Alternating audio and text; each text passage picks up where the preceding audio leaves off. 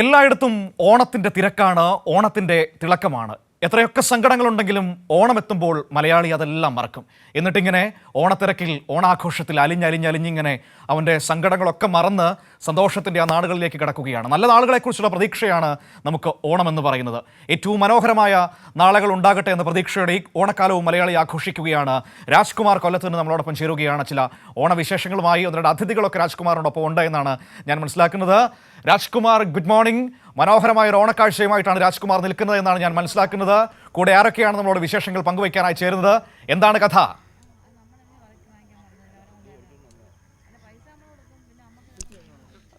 മനു, ബന്ദിപ്പൂ വിപ്ലവം എന്ന് കേട്ടിട്ടുണ്ടാവും. ഇത് വടക്കേ ഇന്ത്യയിൽ അല്ലെങ്കിൽ തമിഴ്നാട് ഇവരെയൊക്കെ കൈവശമുണ്ടായിരുന്ന ബന്ദിപ്പൂ കൃഷി എന്ന് പറയുന്നത് 2021 ആദ്യമായി കേരളത്തിൽ കൊല്ലം ജില്ലയിൽ, അതായത് കാർഷിക സർവകലാശാലയുടെ കീഴിലുള്ള കൊട്ടാരക്കര സദാനന്ദപുരം കാർഷിക വിജ്ഞാന കേന്ദ്രം, അവരുടെ നേതൃത്വത്തിലായിരുന്നു ഇത് ആദ്യമായി പരീക്ഷിച്ചത്. അന്ന് 2021 കൊല്ലം ജില്ലയിൽ 7 പഞ്ചായത്തുകളിൽ പരീക്ഷണാടിസ്ഥാനത്തിൽ ഇത് ആരംഭിച്ചു. അത് പിന്നീട് വളർന്ന് ഏറ്റവും ഒടുവിൽ കഴിഞ്ഞ വർഷം 18 ഹെക്ടറിലായിരുന്നു കൃഷി. ഏതാണ്ട് 400 ടൺ ബന്ദിപ്പൂ ഈ കഴിഞ്ഞ വർഷം മാത്രം കൊല്ലം ജില്ലയിൽ ഉൽപ്പാദിപ്പിച്ചു. കേരളം മൊത്തം കണക്കിലെടുത്തു കഴിഞ്ഞാൽ അത് 1000-ലധികം ടണ്ണിൽ മുകളിലേക്ക് അതിൻ്റെ കണക്ക്, വ്യക്തമായ കണക്ക് ഇല്ലാത്തത് കൊണ്ട് മാത്രമാണ് ഞാനത് പറയാത്തത്. ഇക്കുറി കൊല്ലം ജില്ലയിൽ 25 ഹെക്ടറിലാണ് ബന്ദിപ്പൂ കൃഷി നടത്തുന്നത്. ഒപ്പം തന്നെ കാലാവസ്ഥ, ഈ പ്രതികൂല ഒരു കാലാവസ്ഥയിൽ നമുക്ക് ഇത്രയും പൂ കിട്ടുന്നതിനൊരു വലിയ കാര്യം.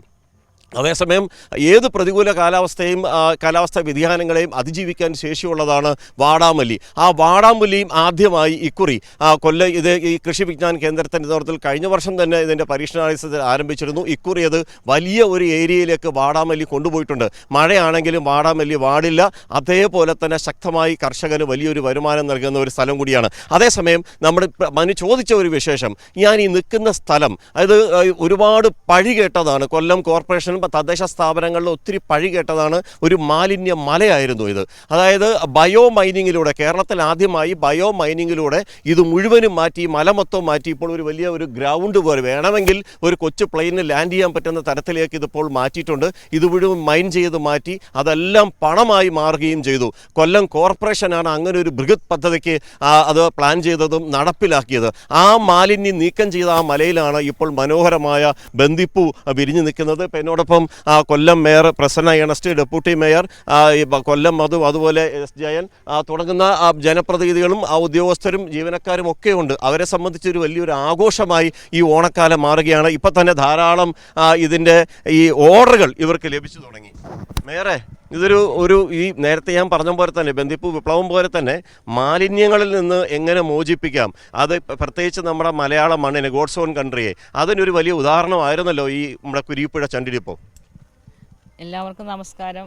വളരെ സന്തോഷത്തോടും അഭിമാനത്തോടും കൂടിയാണ് കൊല്ലം കോർപ്പറേഷൻ ഇവിടെ എത്തിച്ചേർന്നിട്ടുള്ളത്. ഏറെ സന്തോഷകരം. മാലിന്യമുക്ത നവകേരളം എന്ന സംസ്ഥാന ഗവൺമെൻറ്റിൻ്റെ ആ വലിയ ക്യാമ്പയിൻ ഏറ്റെടുത്തുകൊണ്ടുള്ള പ്രവർത്തനങ്ങൾക്കാണ് കൊല്ലം കോർപ്പറേഷൻ തുടക്കം കുറിച്ചിരിക്കുന്നത്. കുരിപ്പുഴ ചണ്ടിടിപ്പ് എന്നറിയപ്പെടുന്ന ഈ പ്രദേശത്ത് ഇന്നിപ്പോൾ ഈ പൂന്തോട്ടത്തിൽ നിൽക്കുമ്പോൾ ഏറെ അഭിമാനമുണ്ട്. കാരണം വലിയ ചരിത്രമുള്ളൊരു പ്രദേശമാണിത്. 70 വർഷക്കാലം, 7 പതിറ്റാണ്ട് കാലം മാലിന്യങ്ങൾ കൊണ്ട് നിക്ഷേപിച്ച് ഈ പ്രദേശത്തുള്ള മുഴുവൻ ജനങ്ങളും ഇവിടെ വലിയ സമരങ്ങളും പ്രക്ഷോഭങ്ങളുമായി നിൽക്കുകയും അതിനെല്ലാം ഒരു അവസാനമുണ്ടാകുമെന്ന് 2010-15 കാലഘട്ടത്തിലാണ് ഏറ്റവും കൂടുതൽ അതിന് വെല്ലുവിളികൾ ഞങ്ങൾ നേരിടേണ്ടി വന്നത്. ഇവിടെ വന്ന സമയത്ത് ഈ പ്രദേശത്തുള്ള ജനങ്ങൾ തന്നെ ഞങ്ങൾക്കിവിടെ കയറുവാനോ ഇവിടെ വന്ന് നോക്കുവാനോ ഒന്നും കഴിയാത്തൊരവസ്ഥയായിരുന്നു. പ്ലാന്റ് നിർമ്മിച്ചിട്ടിരുന്നു. അതിനുശേഷം ഞങ്ങളിവിടെ വന്നപ്പോൾ ഞങ്ങളിവിടെ തന്നെ അവർ തടഞ്ഞു വയ്ക്കുകയും ഇവിടുന്ന് പോകാൻ സാധിക്കത്തില്ല എന്ന് പറഞ്ഞുകൊണ്ട് വലിയ പ്രശ്നങ്ങൾ ഉണ്ടാക്കിയപ്പോൾ വളരെ ഞങ്ങൾ സന്തോഷത്തോടെ അവരെ അറിയിച്ചൊരു വാർത്തയുണ്ടായിരുന്നു. ഈ മാലിന്യമലം നീക്കിക്കൊണ്ട് ഞങ്ങളിവിടെ ഒരു പൂന്തോട്ടം നിങ്ങൾക്കൊരുക്കുമെന്ന്. അന്ന് അവരെല്ലാം ഞങ്ങളെ പരിഹസിച്ചു. ഇന്ന് അഭിമാനത്തോട് പറയുകയാണ്, ആ വലിയ സ്വപ്നമാണ് കൊല്ലം കോർപ്പറേഷൻ കൗൺസിൽ ഇന്ന് സാധ്യമാക്കിയിരിക്കുന്നത്. അതിൻ്റെ ഭാഗമായിട്ടാണ് ഇത്തരത്തിലുള്ള നേരത്തെ സൂചിപ്പിച്ചതുപോലെ ഇന്ന് ബന്ദിപ്പൂവിന് അല്ലെങ്കിൽ ജമന്തി പൂ വാങ്ങുന്നതിന് എല്ലാവരും ഇവിടെ ഓടിയെത്തുകയാണ്. ഞങ്ങളെ സംബന്ധിച്ച് ഏതാണ്ട് 45 ദിവസമാണ് ഇതിനുവേണ്ടി ഞങ്ങൾ തയ്യാറാക്കിയത്. അതിൽ തൊഴിലുറപ്പ് തൊഴിലാളികളെ ഉപയോഗിച്ചുകൊണ്ട് പണകോരി അതിനുശേഷം സംസ്ഥാന കൃഷി വകുപ്പിൽ നിന്ന് നമുക്ക് ലഭ്യമായ 6000-ഓളം വരുന്ന ജമന്തി തൈകൾ നട്ടു പരിപാലിച്ചാണ് ഇന്ന് ഈ പൂക്കൾ വിരിയിച്ചെടുത്തിട്ടുള്ളത്. അതിനുവേണ്ടി തൊഴിലുറപ്പ് സഹോദരിമാർ ഞങ്ങളോടൊപ്പം ഉണ്ടായിരുന്നു.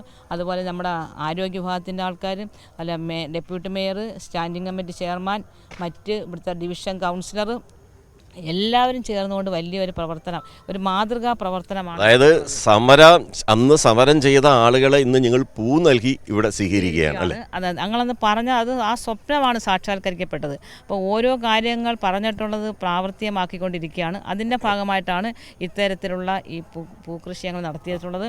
ഇനി വരും ദിവസങ്ങളിൽ ഞങ്ങളിവിടെ സൂര്യകാന്തി പാടം ഒരുക്കാനുള്ള ഞങ്ങൾ പരിപാടി ഇട്ട് കഴിഞ്ഞു. ഡെപ്യൂട്ടി മേയറെ, അങ്ങ് ഇപ്പോൾ ഒരു എഴുത്തുകാരനാണ്, സാഹിത്യ രംഗത്ത് നിൽക്കുന്ന ആളാണ്.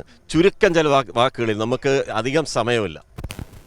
ഇതും മലയാളിയുടെ ഒരു ഇച്ഛാശക്തിയുടെ പ്രതിഫലനമായിട്ടാണ് ഇതിനെ കണക്കാക്കേണ്ടത്. നമ്മൾ വിചാരിച്ചാൽ കേരളത്തെ മാലിന്യമുക്തമാക്കുവാൻ കഴിയുമെന്ന് കുരീപ്പുഴയിലെ ഈ കാഴ്ച കൊണ്ട് തന്നെ അനുഭവവേദ്യമാകും. കൊല്ലം കോർപ്പറേഷന് വേണ്ടി സഹകരിച്ച എല്ലാവർക്കും നന്ദി പറയുകയാണ്.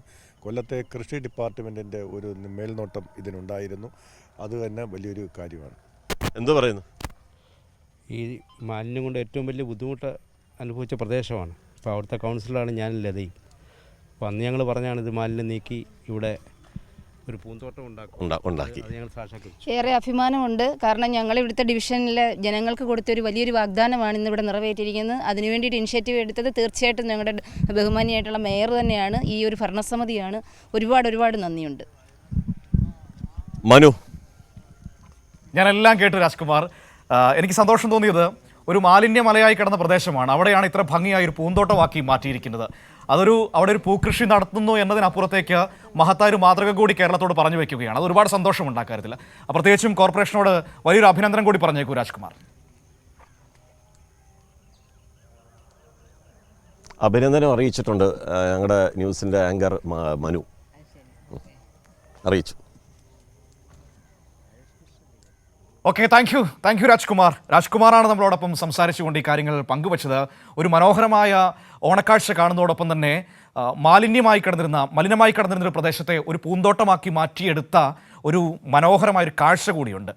ഒരു നല്ല ഒരു കഷ്ടപ്പാടിൻ്റെ കിട്ടിയൊരു ഫലം കൂടിയാണ് ഇപ്പോൾ നമ്മൾ കണ്ട വാർത്തയെന്ന് പറയേണ്ടി വരും. ഏതായാലും ഇത്തരത്തിലുള്ള ഒരുപാട് കാഴ്ചകൾ നമുക്ക് പലയിടങ്ങളിൽ കാണാൻ കഴിയുന്നുണ്ട്. പ്രത്യേകിച്ചും കൃഷി വകുപ്പിൻ്റെയൊക്കെ പൂവനി പദ്ധതിയൊക്കെ സംസ്ഥാനത്തുടനീളം പൂക്കൃഷി ഒരുക്കാൻ സഹായിക്കുന്നുണ്ട്. നേരത്തെ മാലിന്യങ്ങളൊക്കെ ഇട്ടിരുന്ന സ്ഥലങ്ങൾ പലയിടങ്ങളിലും ഇതുപോലെ പൂന്തോട്ടങ്ങളായി ഇന്ന് മാറിയിട്ടുണ്ട്.